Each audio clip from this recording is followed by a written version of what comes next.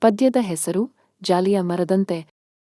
ಕೃತಿಕಾರರ ಹೆಸರು ಪುರಂದರದಾಸರು. ಜಾಲಿಯ ಮರದ ಪ್ರತೀಕವಾಗಿ ಸಮಾಜವನ್ನು ತಿದ್ದುವ ಪ್ರಯತ್ನವನ್ನು ಈ ಪದ್ಯದ ಮೂಲಕ ತಿಳಿಸಿಕೊಟ್ಟಿದ್ದಾರೆ. ಪುರಂದರದಾಸರು ಕೆಟ್ಟವರನ್ನು, ದುರ್ಜನರನ್ನು ಜಾಲಿಯ ಮರದಂತೆ ಎಂದು ಟೀಕೆ ಮಾಡಿದ್ದಾರೆ. ಜಾಲಿಯ ಮರವು ಬುಡದಿಂದ ತುದಿಯವರೆಗೂ ಮುಳ್ಳನ್ನು ತುಂಬಿಕೊಂಡಿರುತ್ತದೆ. ಇದೇ ರೀತಿ ದುರ್ಜನರು ಕೂಡ ಅಡಿಯಿಂದ ಮುಡಿಯವರೆಗೂ ಕೆಟ್ಟ ವಿಚಾರಗಳನ್ನೇ ತುಂಬಿಕೊಂಡಿರುತ್ತಾರೆ. ಜಾಲಿಮರ ಹೇಗೆ ಎಲ್ಲದಕ್ಕೂ ನಿರುಪಯುಕ್ತವೋ ಹಾಗೆ ದುರ್ಜನರಿಂದ ಸಮಾಜಕ್ಕೆ ಯಾವುದೇ ಉಪಯೋಗವಿಲ್ಲ. ಜಾಲಿಮರ ಮತ್ತು ದುರ್ಜನರು ದರೆಯುಳಿರುವುದು ವ್ಯರ್ಥ ಎಂಬುದು ಪುರಂದರದಾಸರ ಅಭಿಪ್ರಾಯವಾಗಿದೆ.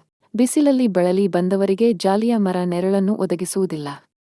ಹಸಿವು ಎಂದು ಬಂದವರಿಗೆ ಜಾಲಿಯ ಮರ ಹಣ್ಣನ್ನು ನೀಡಿ ಸಲಹುವುದಿಲ್ಲ.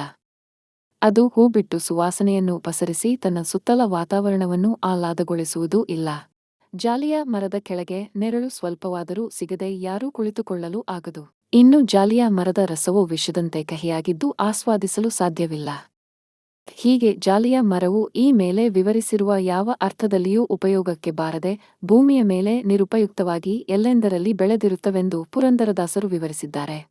ಊರಲ್ಲಿರುವ ಹಂದಿಗೆ ಒಳ್ಳೆಯ ಊಟವನ್ನಿಟ್ಟರೂ ಅದು ಹೊಲಸು ಹುಡುಕಿಕೊಂಡು ಹೋಗಿ ತಿನ್ನುವುದು. ಅದಕ್ಕೆ ಹೊಲಸು ರುಚಿಸುವುದೇ ಹೊರತು ಮೃಷ್ಟನ್ನ ಭೋಜನವಲ್ಲ.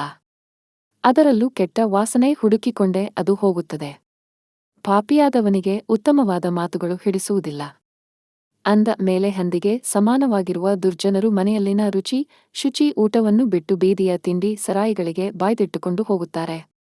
ಕುಡಿದು ಅಮಲಿನಲ್ಲಿರುವ ಅಂತಹ ದುರ್ಜನರಿಗೆ ಹಿತನುಡಿಗಳು ಸ್ವಲ್ಪವೂ ರುಚಿಸುವುದಿಲ್ಲ.